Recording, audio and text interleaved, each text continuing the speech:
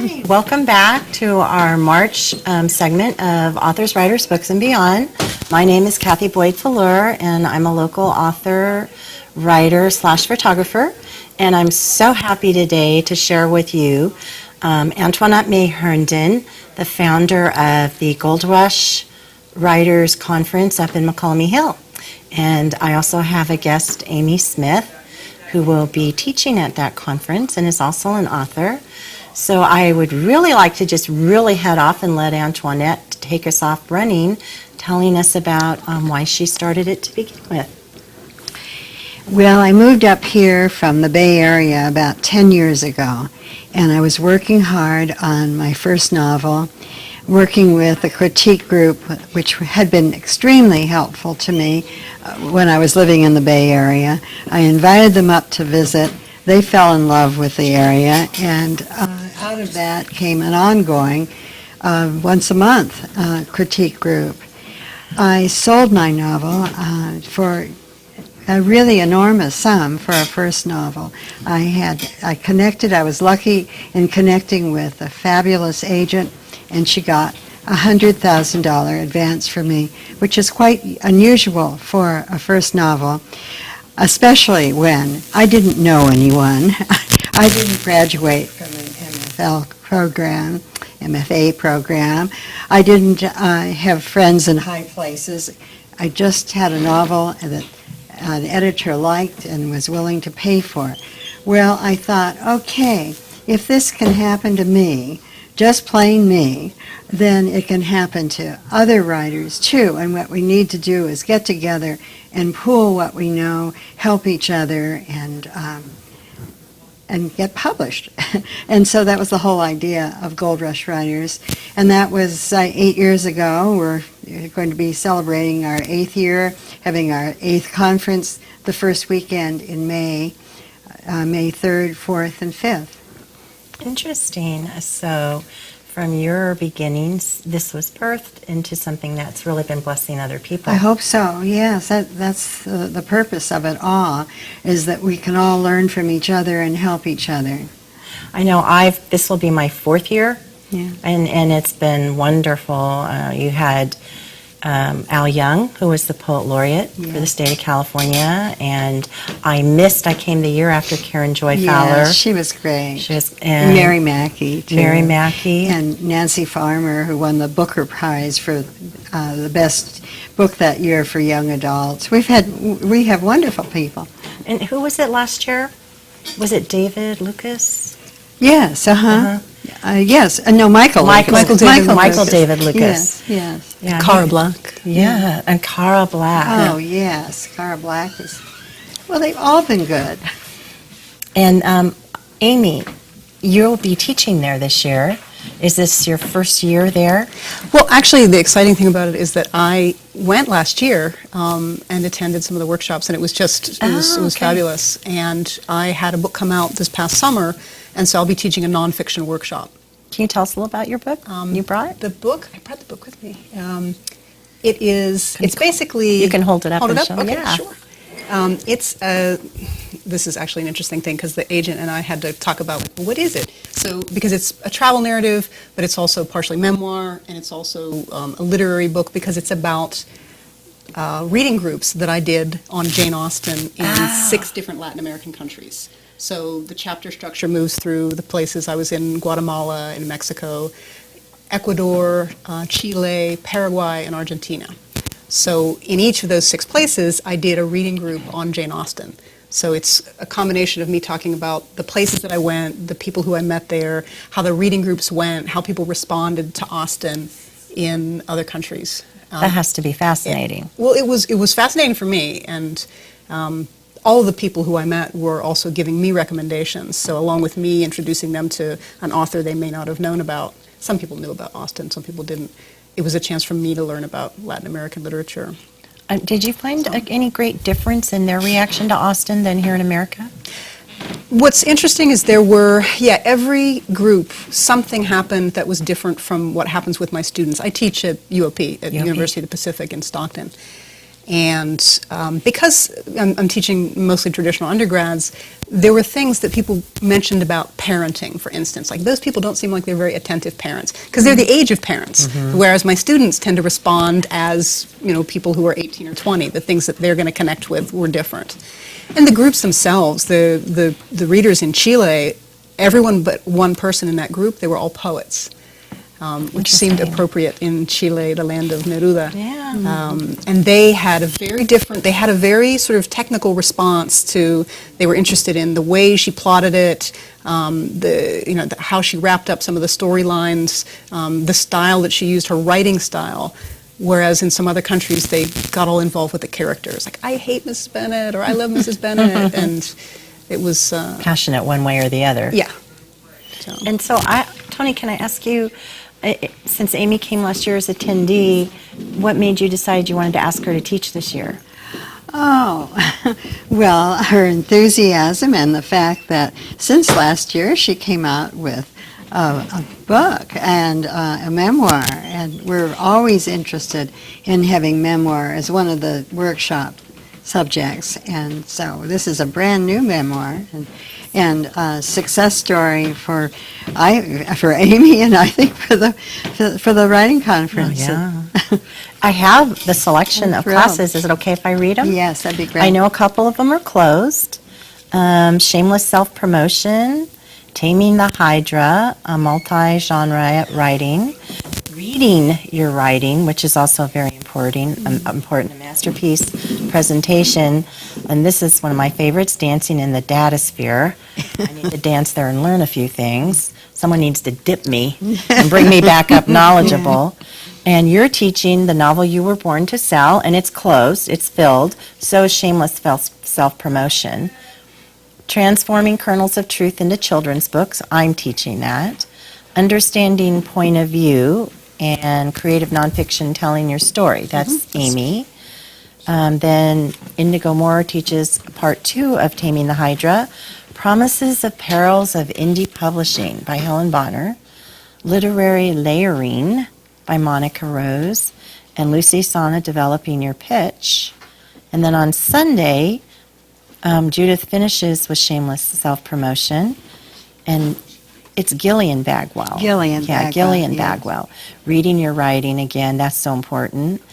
Amy Franklin Willis, The Big Finish, and Helen Bonner again creating Characters That Live, and Tom Johnson finishing again with Dancing in the Data Sphere. That's a great lineup. Yes. That's a really strong, really so strong. You bring kind of switch it out between the years. Yes, I do. There's a core group. Lucy Sana, for instance, is doing Point of View, which is awfully important for anyone who's writing a novel. And Helen Bonner has been with us before. But then we have, back by popular request, Indigo Moore and Tom Johnson, and then new people, such as Amy. Yeah, I know last year I took a class, or was it the year before, John Ingle? Oh, yes. He was wonderful. Yes.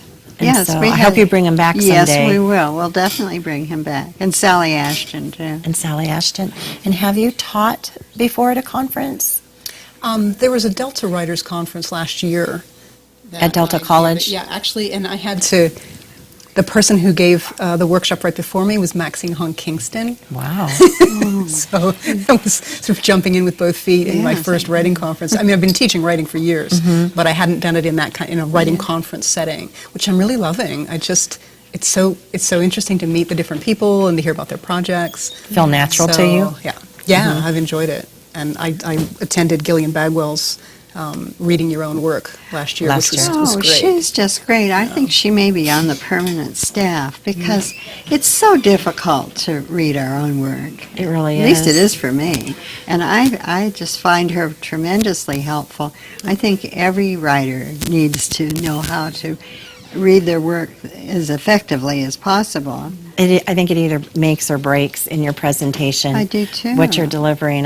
My writers group, we do an annual literary read in Ione at Clark's Corner, and it's formal. It's by invitation only. And Antoinette was our first guest reader in our early days, and she reads so beautifully. And you read Pilot's Wife then? Yes, I From did. Pilot's Wife. Yeah. And that was right when your book, The Sacred Well, had just come out. Yeah. Which I love Pilot's Wife, but I love The Sacred Well. And so, and I remember our podium was too high for you. So they had to go get her a nice little step stool to read, which the rest of us all use too. So sometimes when we read, we can actually take apart our work if we don't do a good job with it, or almost disinterest our audience. Oh, yes. You learn so much that way. You can tell whether people are getting bored and restless. And, yeah. Yeah. Well, we're going to take a break for a little bit, and when we come back, I'd like you to talk about your books, Pilot's Wife and The Sacred Well, for a little, and maybe get a little more into what you plan to teach for the conference next month. And I'll give a little brief description of the children's workshop and try and find kind of a common ground. I think we all have our own different techniques, the different size of the class that we'd like to have that we're reaching. And so we'll be coming back to you in a little bit, and until then, you can keep in mind we have some interesting further information for you about the Gold Rush Writers Conference. Again, that's in McCollum Hill, and it's at the Hotel Leger down on Main Street. You can just come back and see us again when we're done. Thanks a lot for joining us, and would appreciate your return visit. You're watching Amador County's local television network, TSPN. And welcome back. Thanks for joining us again. We're going to go right into conversation about Antoinette's first published novel, Pilot's Wife, and it came out what year? I think 2008, I think. Okay. And can you give us kind of a brief synopsis of it? Well, it's a historical novel, and it takes place in the first century. Some of the people everyone knows. Jesus has a small walk-on part. Mary Magdalene is a great cameo, I hope. But the primary character is Claudia, a woman that we only know about from St. Mark. There is some mention of Pilot's wife having a dream and trying to persuade her husband not to crucify Christ. And I always thought that was interesting. I was just intrigued by this woman who had a dream, and I began to think, the more I thought of her, the more she began to evolve. And I think that she maybe was one of those unusual people that was slightly psychic. Not enough to be able to count on or make a living at it, but enough so that it would arise at various times in her life. So that was fun to think about and speculate on. I had written a biography of the very well-known psychic Sylvia Brown, and I spent a lot of time with Sylvia and with other psychics, so it was interesting to weave that in. And then I'm very interested in the first century. And I was very fortunate during part of the time I was writing the book to live near Stanford and be able to take continuing education classes. So I learned a lot about that time. That's how it So you kind of did a came lot of together. extensive research. Yes. It's not in any way a religious book, but it does deal with religious characters. And that's actually, I love historical. Are you ever considering maybe writing something historical? I have thought about it. I have too. It's so hard to pick. I know. Because that's one of the things I say. I think about it, but then I think about this. It's like, ooh, wouldn't it be interesting to? Because my research area as a professor was originally 18th century British literature. Was it? And so there's just the 18th century is fascinating. But Ooh, could you share a little of that? That's just one of my favorite periods. It's what's interesting about it is the novel is just still taking shape. So people are kind of playing around with it, and you have someone like Jonathan Swift who is writing satire. Now people read Gulliver's Travels and they think, oh, it's a children's book. It's like, it's really not. It's not. Especially the last two portions of it. But you've got that. You've got people writing novels in the form of letters, epistolary novels, which is a form we don't use anymore. No. But it was fascinating because you get to see things from people's perspectives. Dangerous Liaisons is an epistolary novel. So I don't know, I think about that, but then when I start teaching a 19th century British literature course, then it's like, oh, I love this stuff. It's so interesting, the Romantic era. So many of those writers led such fascinating lives. I certainly do. I have thought about it because I am considering fiction, actually. I've been a nonfiction person, and I love teaching it, and I will continue writing nonfiction. But Do you think you'd write memoir again? I really, to be honest, I talked about it with my agent after this book came out, had a wonderful experience traveling around the country, doing book signings and things like that. But because I married someone I met on this trip, which turned out to be an unexpected ending for the book, I'm going to read Austen novels with people, and I wind up marrying True somebody. romance. Somebody from one of the groups. But once he got here, and I talked with the agent about maybe doing a road trip book in the United States, so now he's in the United States. And then I started realizing, I just want to have my relationship. I don't want to be scrutinizing it for anecdotes. Yeah. So Yeah. I post some fun stuff up on my website once in a while, but I don't know that I would do another memoir. I'm Kind of like it's done now. yeah, at least with that. Some other great idea may strike me, but Well, I'm curious. People always ask me what I read. What do you read for pleasure? Well, right now, I'm reading everything I can find about the early 19th century because I'm writing about Mary Shelley, and that's my new favorite period. And it is wonderful, the Romantic period. It is. I think if I had to pick one time period I'd stay in, that would be it. Just because I find it. I love the historical, and I think today some of the romance is missing. I think it's kind of too instant today. I would like to see it played out a little more gracefully, and not that all, romance, contemporary romance is too fast-paced, but that's just a favorite. I would love to teach it. That's a real, something I would have had a hard time pulling out of. I would have wanted to stay there and just get a little bit more. Did you ever, I think it's Nathaniel Hawthorne here in the States, was considered, I believe, the first American novelist with the Scarlet Letter. Is that true? there's some fiction already in the late 18th century. Charles Brockden Brown, who actually I think you'd find him really interesting because he deals with sort of supernatural themes. Yes, I like that very much. But yeah, most of those books aren't really read anymore except in university classes or some people who have interest in them. But for the most part, people sort of pick up with Hawthorne. Yeah, Hawthorne I read in high school. And actually it was assigned, but it was one of my favorite books of all time. Well, I'm curious then, what other genres do you like to read in? I like reading mystery novels. And I'm working on French right now because I learned Spanish to do this project, and now I get to speak it every day with my husband. But I'm working on French, so that actually gives me an excuse to read. I grew up reading girls' mystery series all the time. Oh, Nancy Drew. Yeah. So there are really Nancy interesting French series that have never been translated into English, so I don't have to feel like a weirdo reading kids' books, because now I'm reading them in French. So Wow. that's a lot of fun. So yeah, I like mysteries, action and adventure, thrillers. Nope. I don't read a lot of romance, to be honest, Okay. even though I teach Jane Austen. I know my husband's a big Western fan, Louis L'Amour, and he reads thriller, Tom Clancy, which is not my cup of tea.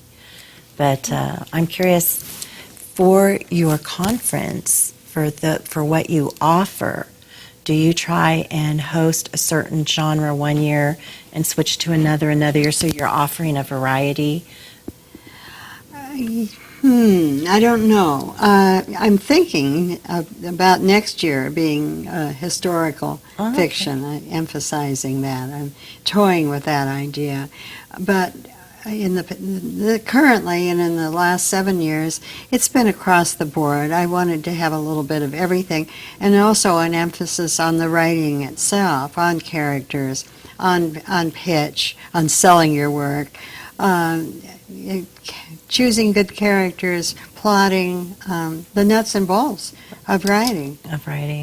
Have you ever offered classes that help an attendee prepare themselves to go to a pitch conference? Yes, yes, we do that. I know the Sure. speaking, you have to Uh-huh. speak to them one-on-one, Mhm. face-to-face, and that can be intimidating. And Oh, yes, it certainly can be. You have such a short time to do it. Mhm. It makes it more difficult for someone whose novel is a quiet novel Yeah. to follow somebody who's doing a thriller or a mystery. But every story, there's many stories and many ways to tell them. And I really try to offer something for everyone. And there are some common themes, no matter what you're writing. Would you tell us a little bit about your second, the book, The Sacred Well? Well, the Sacred Well is basically a historical novel as well. It takes place in 1920s Mexico during the Revolution. And some of the characters really lived. An American woman journalist, Alma Reed, went to Mexico with a group of archaeologists to excavate the ruins in Chichen Itza. And she met and was courted by the governor of Mexico, who fell madly in love with her. It really happened. It's not an opera. And so that's a part of my novel. And and part of it is about a contemporary travel writer. Some of that was taken from my own experience as a travel writer, and some of it was not. So you kind of tell parallel stories about two Yes, very that- strong women. Yes, I think so. Yes, I that like book that. is two parallel stories, and it goes back and forth in time, which I like. You I like doing that? Yeah, very much. I like to read that. I just finished reading a marvelous book called Beautiful Ruin by Jess Walter, and it goes back and forth in time between present-day Hollywood and Italy and 1962 during the time that Cleopatra was being filmed. And it's very insightful, and I didn't want it to end. I just, as I saw the pages dwindling down, I was very sorry. I'm sure I'll read it again. Oh, are there books you reread over and over? There's certain things I read over and over because of teaching them. Okay. I've read Austen's novels a number of times because of that. Yeah, that's a good question. Are there things I go back to just for fun? I mean, I read Austen for fun also, but The Princess Bride, I can't remember how many times I've read that book. Do you like the movie too? I don't want to see that movie. Oh, and that's a real big I know people love the movie, but I love his voice.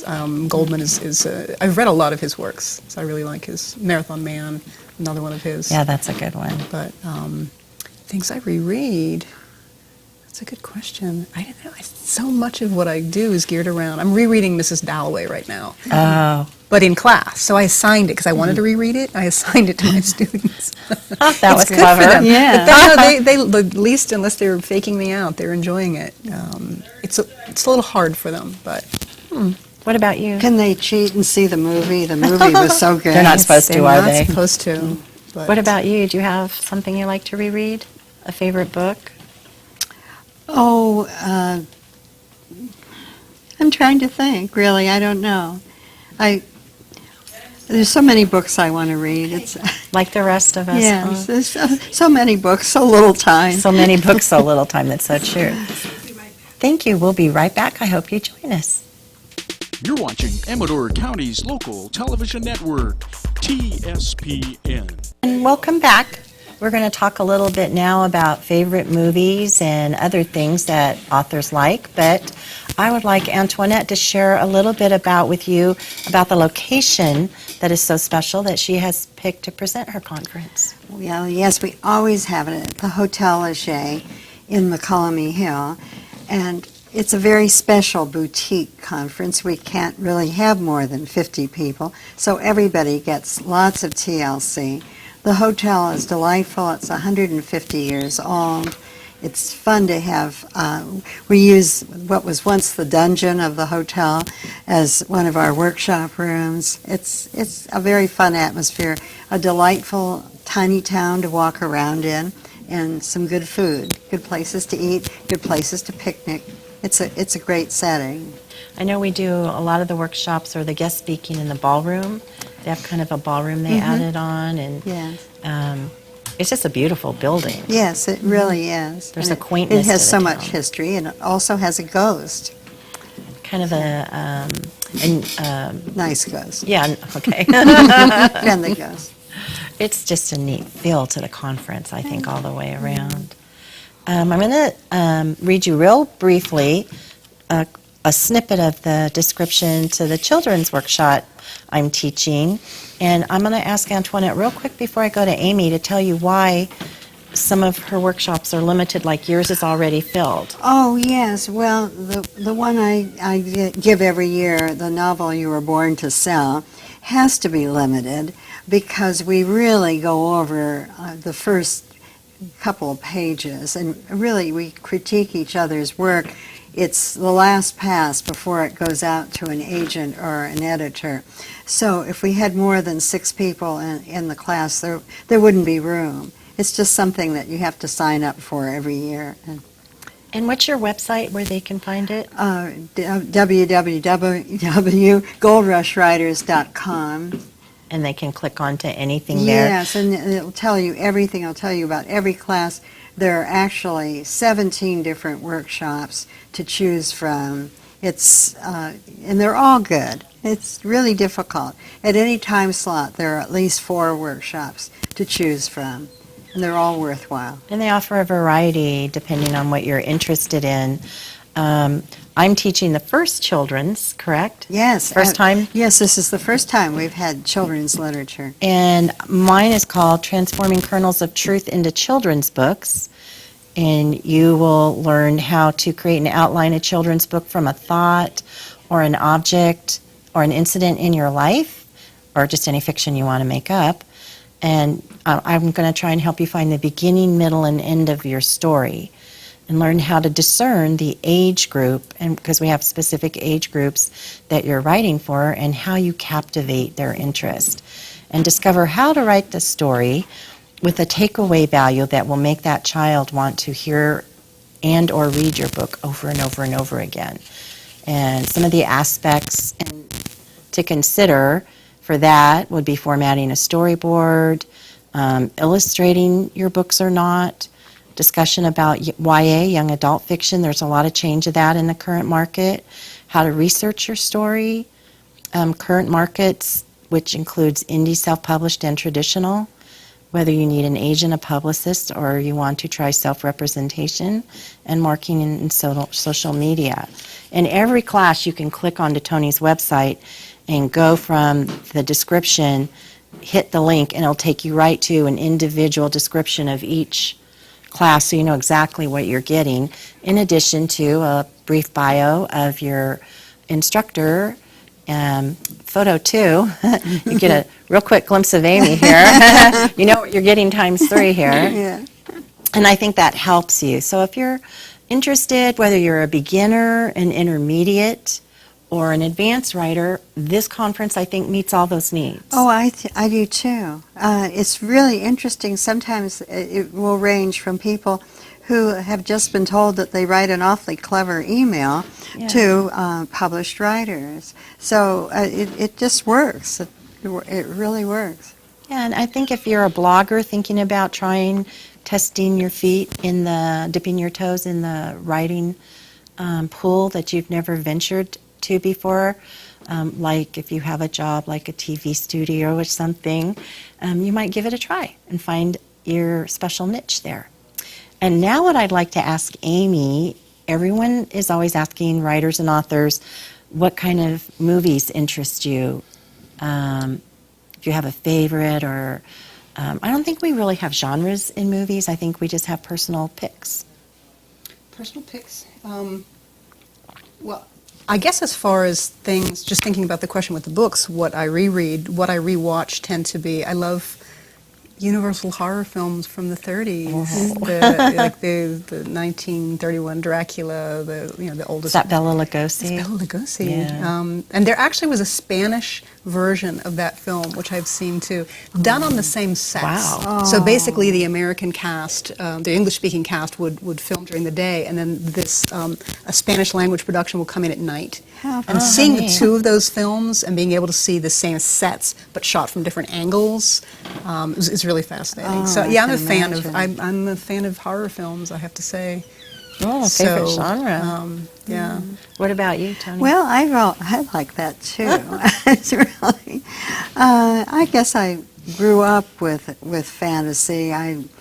Before I could read, my mother used to read me Hans Christian Andersen, and I loved all of those stories. And today I enjoy Isabel Allende so much. I'm reading right now the Island Beneath the Sea, and I'm enjoying it very much. And I loved her first her breakthrough novel, House of Spirits. That's one of my all-time favorite books. I like the fantasy element. I also like the time travel element. Do you offer some in the fantasy, sci-fi at the conference in that area? Not this year. We have in the past. In the past. That's kind of a growing genre. Yeah, well, last year we did. I think, well, my favorite movie is Enchanted April. I was mesmerized I love the in-depth character study and then the setting between going from England to Italy. And it also has a good ending, and I think that helps. Mm-hmm. That takes me to my next question for our books. We have to write the beginning, the middle, and the end. And do you find either the beginning or end easier?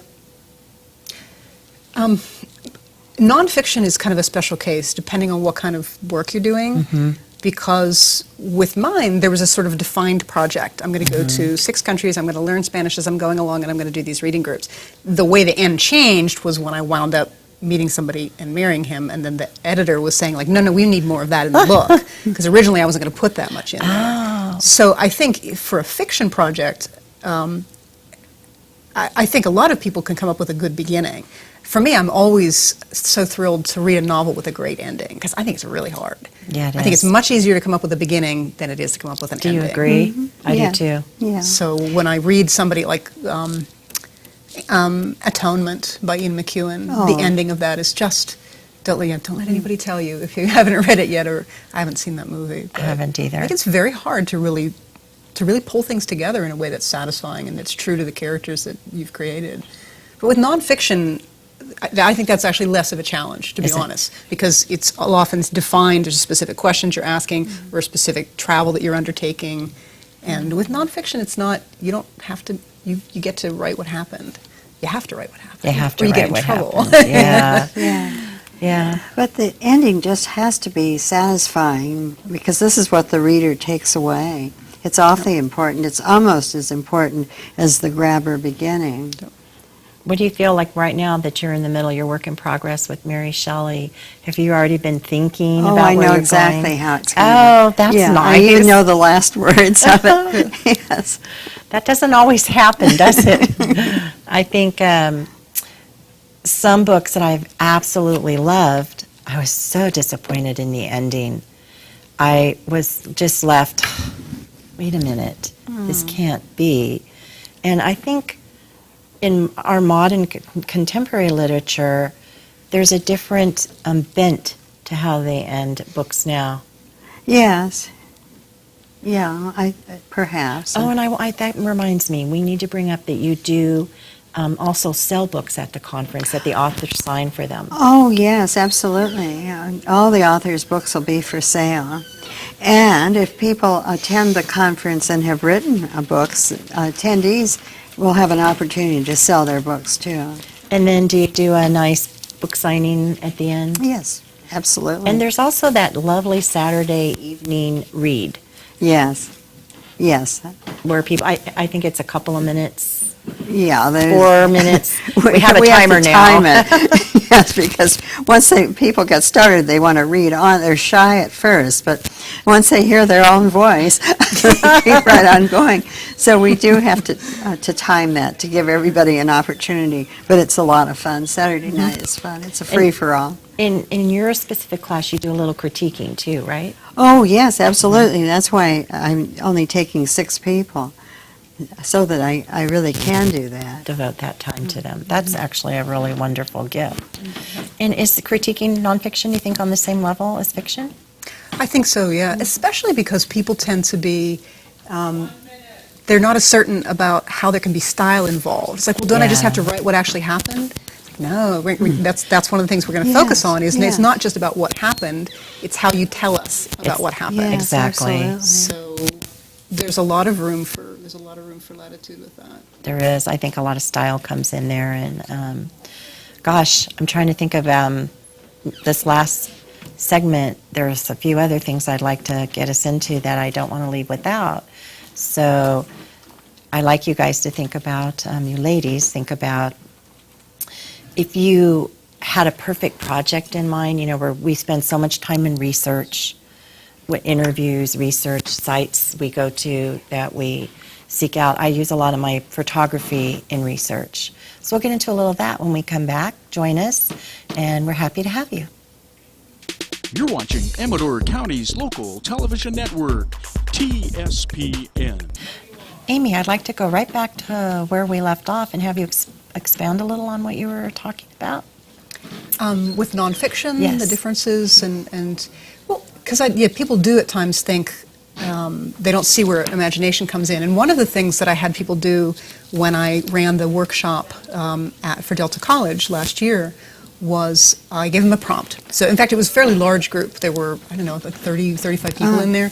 So I gave them a writing prompt, which was, take 5 minutes, write about the angriest fight you had with somebody at some point. Could be, yesterday, it could be 100, or it could be 50 years ago. Anyway, write about it. So I let them write for 5 minutes, like you were really angry. So they're writing. And then I say, okay, stop. Flip the paper over. Tell that story of the fight from the perspective of the person with whom you were fighting. Oh. And then they're like, Yeah. okay. It's like, well, but this is fiction. It's like, do it anyway. So, and then they'll write, and when they do that, so I say to them, okay, look, so if you're writing a memoir and you're talking about yourself or you're talking about some kind of interaction with somebody, it enriches what you have to say about it if you can at least imagine the other person's side of the story. So you are the one telling your story. It's your memoir, but trying to sort of imaginatively put yourself in somebody else's position. And that's kind of an extreme way of doing a fight. It doesn't have to be that they're writing books about fights, but that makes them stop and think. I had one person in there actually come to me afterwards, and she said, I wrote about a fight with my mother. And she said, I never thought about what she must have been thinking when we were having that the fight. other It's like, I'm a perspective. therapist too. But I think that kind of exercise shows where even fiction can feed into your nonfiction. Really good point. During break, you were sharing how much you like to get the books signed, and you buy multiple books. I do, yeah. Shame on me because Gillian Bagwell ran out of one of her books because I bought 3 copies for friends. But yeah, signed books from the conference they're great gifts. People just love seeing something personalized. I like that too. Yeah. And we all like signing them, too. Yes, we do. I remember members of my group went down to your the Sacred Well signing down at Heinen Company downstairs. Yeah, and that was that book in particular. I keep that near my desk. It's been loaned out several times, and it's my personal favorite so far. I wanted to talk to you too about if you belong to a book club. Well, I actually don't. I guess because of teaching that I'm always talking with people about books. So it's your work too. I've gone to some book clubs since publishing this. I've been invited to join some book clubs for a session, which was really nice. But no, I'm not part of a regular book group. What about you? Oh, yes, I definitely am part of a critique group that meets, 2 of them meet once a month at my house, and I enjoy that and benefit from it very much. But maybe you mean a book club. group. Reading. Yeah, for reading. Yeah, I belong to one of those, too. And I actually find it frustrating because Frustrating. well, yes, because the good part is maybe you read a great book that you wouldn't ordinarily read. You think it wouldn't interest you. The bad point is sometimes it doesn't interest you, and you'd rather be reading your own Choice. doing your own research or reading what you read for fun. Yeah, that's a good point. Yeah. Are your books for sale locally? Anywhere locally, like downstairs at Hine or? I don't know if they are because I wanted to take them over to San Andreas. for to the Oh, Arts right. Council. Yes, yes. So I should take them there. I Yes. actually haven't spoken with anyone in Hine Company about it, but I should do that too. Yeah, Wolf would be more than happy. He has a So, huge local section. Yeah, and there's a nice little used bookstore actually in Angels Camp where we live. And so they have, because I've seen some of Glenn's books over there. Glenn Wasson. Yes. And I should speak with them. I'm still learning this part of the craft, which is promotion. Promotion. I need to go to the shameless self-promotion Well, I was workshop. just thinking that. Are you signed Yes. up? Yes, you should be taking that. We all should. Our yearbooks are downstairs here, aren't Yes, they are. Yeah, they are. And I know he's carried a couple of mine. I haven't checked recently to see if they're, if he needs more. But we have a lot of support in our local community between well-read books and even the Bubblegum Bookstore in Sutter Creek. We could give you a list. That might help. Well, up in Murphy's too, there's a nice little bookstore. Yes, that's a lovely bookstore up there. And we're blessed to still have the bookstores around us because a lot of them are closing. They do also sell them where my group meets at Clark's Corner. There's a little oak vintage icebox in the back, and that's where local authors, including John Takis Oh, and Monica's book, River by the Glass, my books are there for sale. There's local cookbooks there for sale. They also have a corner, and you have to be really careful where you place your books there because they have a, exchange section where you can okay. take one and exchange it and bring something back later. It's a real great community hub that people can take their computers in there. I write there. I write by hand there too, not just on my laptop. Yeah. If I need to get out of my office in my home, do you ever get like that? Is your office in your home? You ever get, cabin fever? Not really. No. I'm kind of a homebody. Which sounds like an odd thing for a person who's written a travel narrative. But To get out in the woods. What about you? Your office is in your home yes, too. Yeah.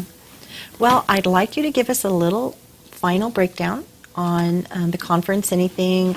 I know you said they serve food there too. Oh, yes, absolutely. The price of the conference includes 3 meals, and one of them is a picnic supper in our garden, and I think people always enjoy that.